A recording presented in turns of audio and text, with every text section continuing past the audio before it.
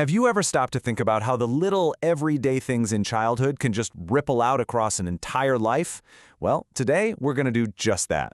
We're stepping back in time to 1892 to get to know a 10-year-old girl named Bessie Richmond, and we're going to see how her world shaped the woman she became. So picture this. It's 1892 in Putnam, Connecticut. And this is a bustling New England mill town. The air isn't quiet, not at all. It's constantly screaming with factory whistles and the nonstop clatter of looms. That sound, that was the rhythm of life for pretty much everyone. This is the world Bessie was born into, a world totally driven by machinery and work. But inside Bessie's house, something was different. While most families in town just collapsed into exhausted silence after a brutal day of work, the Richmond house was filled with a whole other kind of sound. And wow, what a contrast. For most people, life was all about labor and exhaustion. But for the Richmonds, it was labor and music. And that gets us to the big question, right? How did this really unique childhood, one defined by both hard work and this deep love for art, end up shaping the person Bessie would be for the next 70 years? Her story, it really gives us a fascinating window into how our earliest days become the very foundation of our lives. Okay, so let's dig into her place in this world. The Richmonds, they weren't the super wealthy mill owners, but they also weren't the struggling laborers. They lived in this kind of respectable middle ground of an industrial town. See, her dad, Thomas, was a mill overseer. It was a respected position, one he'd worked his way up to, and because of that, the family was comfortable. But here's the crucial part. It meant that his wife and his kids, including Bessie, didn't have to do that grueling work inside the mills, and that was a huge advantage. And their home? Oh, it was anything but quiet. In 1892, Bessie was one of 7 kids living under that one roof. Can you just imagine the energy, the noise, the chaos, the constant motion of a house that full? It was a lively place for sure, and one that really demanded everyone pitch in. So, what about school? What was her education like? Well, back in the 1890s, school had a very, very clear purpose: to churn out practical, moral, and productive citizens. The focus wasn't on creative thinking or abstract ideas. It was all about preparing you for real life and real work. And yeah, the entire curriculum was built around that one idea. Kids learned through stories with strong morals, passages from the Bible, and patriotic tales about American history. The goal was to build character and a sense of duty just as much as it was about teaching them facts. Everything was intensely practical. Reading wasn't just silent, in your head. It was about public recitation, standing up and speaking with the proper expression.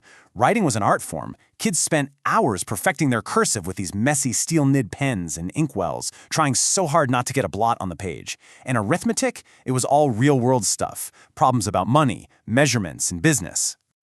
And beyond that, you had geography and history, which were all about memorization. State capitals, famous battles, you name it. Grammar was drilled into you with weekly spelling bees. But here's what's so interesting. Even in this super practical curriculum, music had its place. Group singing was a normal part of Bessie's school day, weaving her biggest passion right into her formal education. But when that school bell rang, her education was far from over. Bessie would head home to a whole other world of work, a world without any of the things we take for granted today. Running a big household back then was a serious, back-breaking job. And at just 10 years old, Bessie was already a major contributor. Her afternoons were just a cycle of chores. Peeling vegetables for a family of 9, kneading heavy bread dough by hand, sweeping floors, and always looking after her younger siblings. She was basically training to run her own home one day. And if you really want to get a sense of the sheer physical effort we're talking about, just look at laundry day. This wasn't about pushing a button. No way.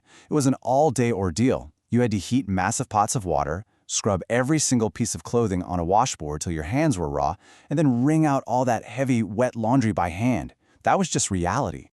And yet, amidst all this work, at school and at home, we come back to the thing that made the Richmond family so special.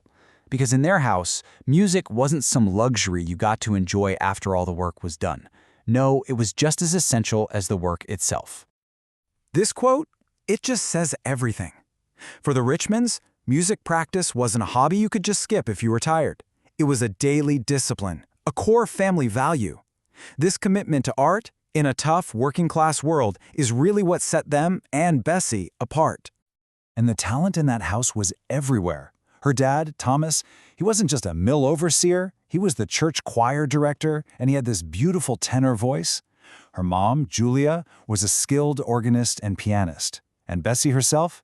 She was already a gifted piano student, learning right from her mother every single day. And their passion for music was completely tied up with their faith. The family was central to the local Episcopal church. So twice every Sunday, Bessie would be sitting in the pews, watching her dad direct the choir and her mom play the organ. She wasn't just learning notes on a page. She was learning that music could be a form of prayer, a way to connect to something bigger. So how do all these pieces, the hard work, the practical schooling, the big family, the deep love for music, how do they all come together? Well, this is where we get to see exactly how the seeds planted in her 1892 childhood just blossomed over the course of a long, full life. You know, when you look back from the perspective of an 80-year-old Bessie, the connections are just so clear. They're undeniable.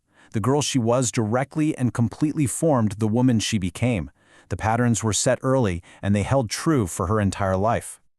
And you can just see this beautiful progression right here. The daily piano practice in 1892. That leads directly to her becoming a church organist when she's just a teenager.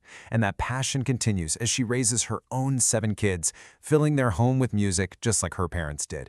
And even at 80 years old, music was still her constant companion, her comfort. So what were those seeds that really blossomed?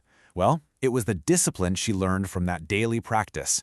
It was the deep faith shaped by all those Sunday services and hymns.